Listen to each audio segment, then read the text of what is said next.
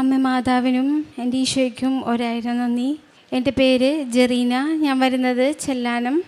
ഞാൻ നേഴ്സാണ്.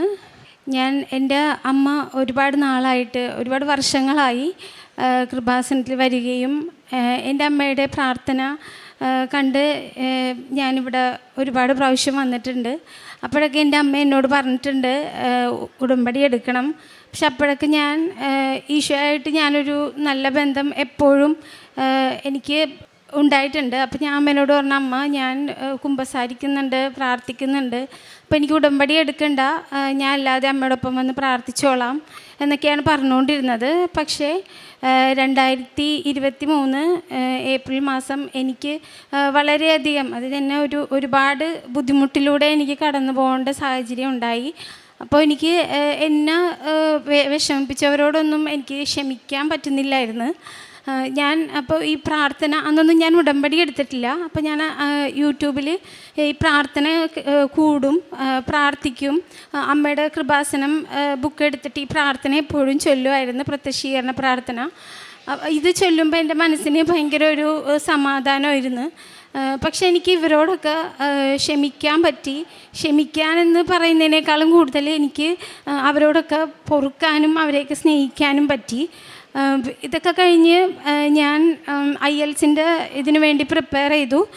പുറത്തേക്ക് നേഴ്സായിട്ട് പോകുന്നതിന് വേണ്ടി എനിക്ക് IELTS കിട്ടി. പക്ഷേ നമ്മൾ ഓരോ ഏജൻസിയിലും ചെല്ലുമ്പോൾ അവരൊരുപാട് ഏജൻസി ഫീസും അല്ലാതെയുള്ള വിസ പ്രോസസ്സിൻ്റെ ഫീ ഒക്കെ ഒരുപാട് വന്നപ്പോഴേക്കും എൻ്റെ ഒരു സാധാരണ കുടുംബമാണ്. അപ്പോൾ അത് പറ്റാതെ വന്ന് അതിനിടയിൽ അമ്മയ്ക്ക് സ്ട്രോക്കൊക്കെ വന്നതുകൊണ്ട് ഞങ്ങൾക്ക് ഒട്ടും അതുമായിട്ട് മുന്നോട്ട് പോകാൻ പറ്റിയില്ല. അപ്പോൾ ഞാൻ IELTS കിട്ടിയിട്ടും ഇതൊന്നും പറ്റാതെ വന്നപ്പോൾ എനിക്ക് ഒരുപാട് വിഷമമായി. അങ്ങനെ ഇരിക്കുകയാണ്. പിന്നെ അമ്മേനെ നോക്കേണ്ട ഒരു ഇതിലേക്കൊക്കെ പോയി ഞാനത് വിട്ട്. അത് കഴിഞ്ഞ് ഞാനൊരു ഇൻസ്റ്റിറ്റ്യൂട്ടിൽ ജർമ്മൻ്റെ ഒരു ഇൻ്റർവ്യൂ അറ്റൻഡ് ചെയ്യണത്. അപ്പോൾ അന്ന് 218 പേരുണ്ടായിരുന്നതിൽ എനിക്കൊരു ഹോപ്പും ഇല്ലായിരുന്നു. കാരണം ആ ഇൻ്റർവ്യൂ എനിക്ക് കിട്ടുമെന്നൊന്നും. ഞാൻ മാതാവിനോട് പ്രാർത്ഥിച്ച്, ഈശോനോടും വിശുദ്ധരോടൊക്കെ പ്രാർത്ഥിച്ചിട്ട് ഞാൻ ഇൻ്റർവ്യൂക്ക് പങ്കെടുത്ത്. അപ്പോൾ ഞാൻ ഈ ഒരു കഴിഞ്ഞ ഡിസംബർ മാസമാണ് എനിക്ക് അതിൻ്റെ റിസൾട്ട് വന്നത്. അപ്പം അതിൽ എന്നെ സെലക്റ്റായി എന്ന് പറഞ്ഞു. അപ്പോൾ അവരാകെ 20 പേരെ സെലക്ട് ചെയ്തുള്ളായിരുന്നു. പക്ഷേ ഞാൻ അവരോട് ചോദിച്ച്, ഇങ്ങനെ കുറച്ച് പേര് നമുക്ക് ഒരു 20 പേരെ അവരെടുത്തിട്ടുള്ളൂ, അപ്പോൾ കുറച്ച് പേരെ അവർ പെൻഡിങ്ങിൽ നിർത്തിയേക്കുവാണെന്ന് പറഞ്ഞു. അപ്പോൾ എനിക്ക് ടെൻഷനായി. കാരണം ഞാൻ എന്താണ് അല്ലെങ്കിൽ എത്രാമത്തെ ആണെന്നൊന്നും എനിക്കറിയാൻ പാടില്ലായിരുന്നതുകൊണ്ട് ഞാൻ ചോദിച്ചു, എൻ്റെ ഇതെങ്ങനെയാണ്, ഞാൻ എത്രാമത്തെ ആണെന്ന് ചോദിച്ചു. അപ്പോൾ അവരെന്നോട് പറഞ്ഞു ജെറീനയല്ലേ. അപ്പോൾ ഞാൻ പറഞ്ഞാൽ ജെറീനയുടെ പേരാണ് ഇവിടെ ആദ്യം കിടക്കുന്നത് എന്ന് പറഞ്ഞു. അപ്പോൾ എനിക്ക് മനസ്സിലായി, എനിക്ക് മാതാവ് തരാൻ വെച്ചിരുന്ന ആ ഒരു വലിയ അനുഗ്രഹം വേറെ ആർക്കും എടുത്ത് മാറ്റാൻ പറ്റാത്ത രീതിയിൽ എനിക്ക് ഒന്നാം സ്ഥാനത്ത് തന്നെയാണ് എന്നെ നിർത്തിയത്. അത് കഴിഞ്ഞ് ഇതിനു വേണ്ടി നമ്മൾ സാമ്പത്തികമായിട്ടുള്ള ഒരുപാട് ബുദ്ധിമുട്ടുകൾ ഇതിൻ്റെ ഇടയിലുണ്ടായിരുന്നു. അപ്പോഴൊക്കെ എന്നെയും എൻ്റെ കുടുംബത്തിനെയും സഹായിക്കാൻ എൻ്റെ ഫ്രണ്ട്സായിട്ടാണെങ്കിലും ഒക്കെ ഇങ്ങോട്ടാണ് നമ്മളോട് ചോദിക്കുകയും. കാരണം ഞാൻ ഈ പ്രാർത്ഥന ചൊല്ലും, ഒരുപാട് ഇരുന്ന് കരയും. പക്ഷേ മാതാവ് ഇപ്പം വരെ എന്നെയും എൻ്റെ കുടുംബത്തിനെയും സംരക്ഷിച്ചു പോരുന്നത്. അതുപോലെ തന്നെ അപ്പം ഞാൻ ഇതിനിടയ്ക്ക് എക്സാം ഡേറ്റുകളൊക്കെ എടുത്തു, എക്സാം എഴുതി. അപ്പോൾ ആദ്യം നമ്മളിങ്ങനെ സിമ്പിളായിട്ട് എഴുതണം.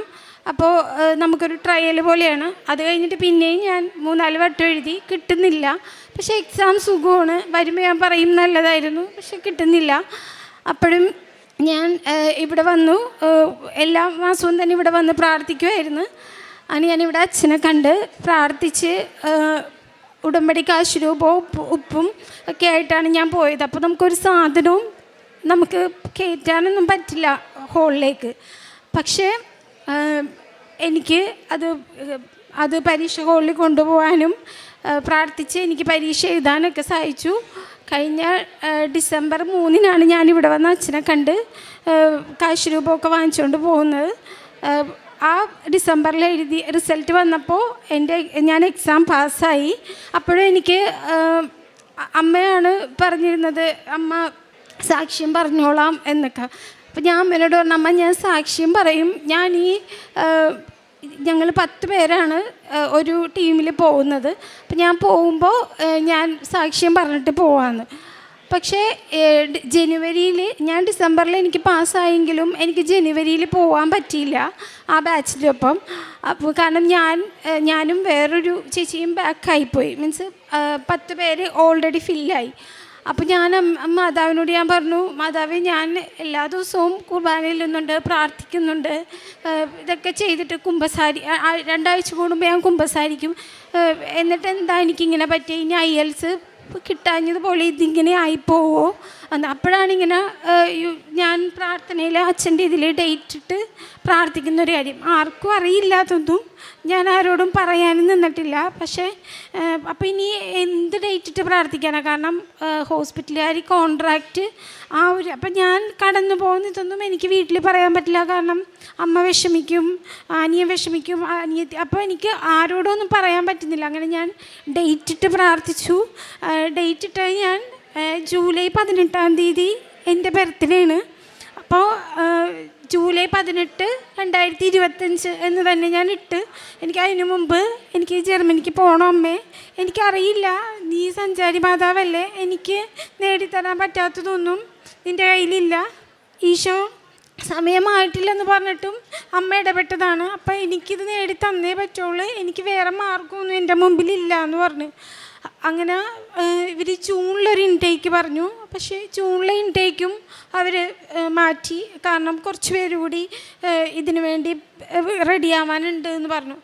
അങ്ങനെ ഇരിക്കുമ്പോൾ കഴിഞ്ഞിടയ്ക്കാണ് അവർ പറഞ്ഞത് ജൂലൈ 7-ന്.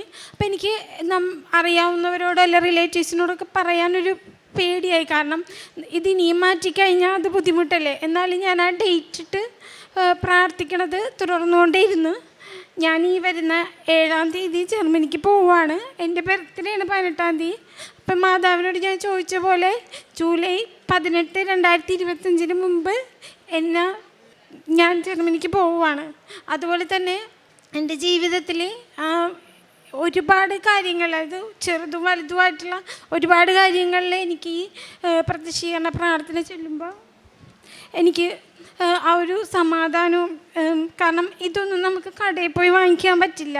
സമാധാനം, സന്തോഷം, നമ്മുടെ കൂടെ ആരുമില്ലാതിരിക്കുമ്പോൾ നമ്മൾ കടന്നുപോയ സാഹചര്യങ്ങൾ, ഇതൊക്കെ ഒന്നും നമുക്ക് ആരിൽ നിന്നും കിട്ടുന്നതല്ല. പക്ഷേ എനിക്ക് പ്രാർത്ഥന ചെല്ലുമ്പോഴും മാതാവിൻ്റെ അടുത്ത് ഇവിടെ വരുമ്പോഴും ഒക്കെ ഒത്തിരി ആശ്വാസം കിട്ടുമായിരുന്നു. എന്നെക്കൊണ്ട് ചെയ്യാൻ പറ്റുന്ന രീതിയിൽ ഓൾഡ് ഏജ് ഹോമിലും പിന്നെ എനിക്ക് കുറച്ച് കുഞ്ഞുങ്ങൾക്കൊക്കെ എനിക്ക് അതൊക്കെ ചെയ്യാൻ പറ്റുന്നുണ്ട്. അതുപോലെ ചോറ് പൊതി കൊടുക്കാൻ പറ്റിയിട്ടുണ്ട്. എനിക്കും എൻ്റെ കുടുംബത്തിനും മാതാവ് തന്ന എല്ലാ അനുഗ്രഹങ്ങൾക്കും ഞാൻ നന്ദി പറയുന്നു. അതുപോലെ തന്നെ എനിക്ക് ഒരു 1.5 വർഷം മുമ്പ് തുടങ്ങിയതാണ് ഇങ്ങനെ ശരീരം നീര് വെച്ച് തുടങ്ങുമായിരുന്നു. അപ്പം അമ്മേൻ്റെ അടുത്ത് പറഞ്ഞ് നീ മാതാവിൻ്റെ ഉപ്പ് പ്രാർത്ഥിച്ച് ഉപയോഗിക്കുക എന്ന് പറഞ്ഞു.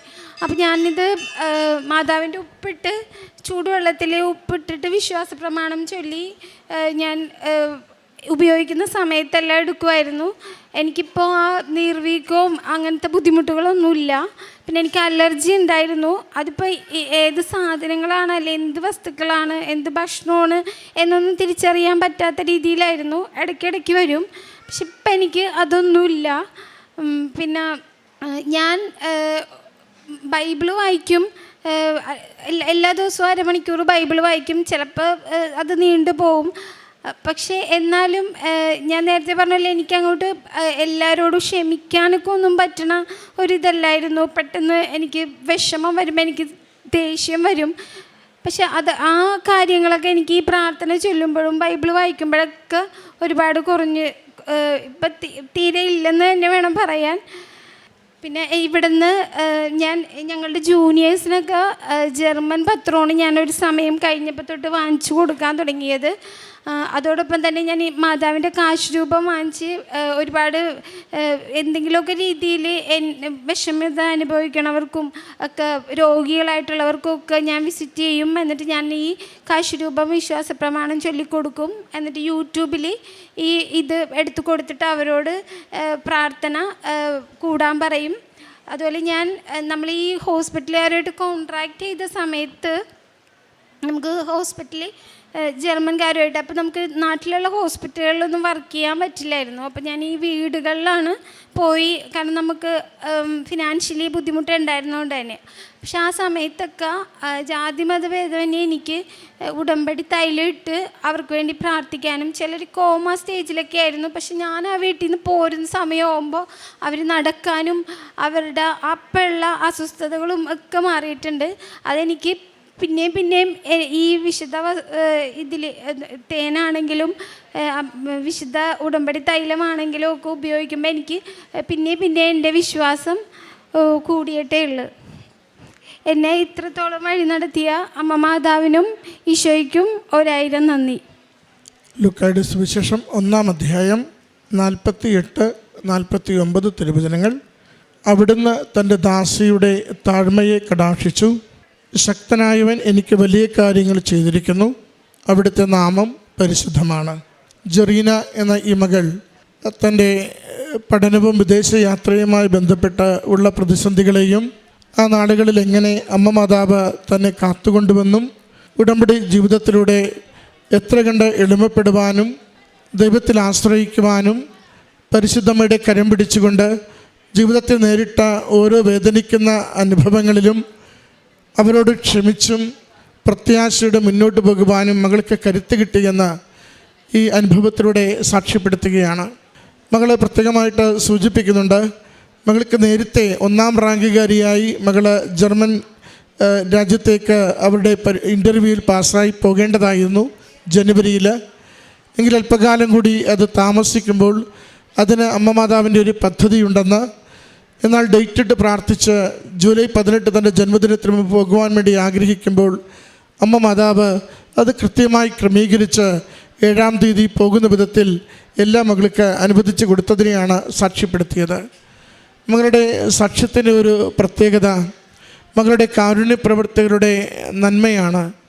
ഓരോരുത്തരെയും ജാതിമത ഭേദമന്യേ ഓരോരുത്തരിലേക്കും തനിക്ക് ലഭിച്ച പരിശുദ്ധ കൃപാസന മാതാവിൻ്റെ വിശ്വാസമുള്ള ബോധ്യങ്ങളെ പങ്കുവയ്ക്കുന്നതിന് ഉടമ്പടി നേർച്ചവസ്തുക്കൾ നല്ല വിശ്വാസത്തോടെ പ്രയോഗിക്കുന്നതിന് അതവരുടെ രോഗക്ലേശങ്ങൾക്ക് കുറവുണ്ടാകും വിധം അവരുടെ ജീവിതത്തിൽ ഫലമാകും വിധം അവർക്കത് അത്ര അമ്മയിലുള്ള ശരണത്തോടും വിശ്വാസത്തോടും കൂടി അത് പ്രയോഗിക്കുന്നതിലൂടെ അവർ ആരോഗ്യം പ്രാപിക്കുന്നത് മകൾ കാണുകയും ആ കുടുംബങ്ങളിൽ അമ്മയിലുള്ള വിശ്വാസം ദൈവത്തിലുള്ള ആശ്രയത്വം വർദ്ധിക്കുന്നതിന് അത് കാരണമായതിനെ മകൾ സാക്ഷ്യപ്പെടുത്തുന്നുണ്ട്.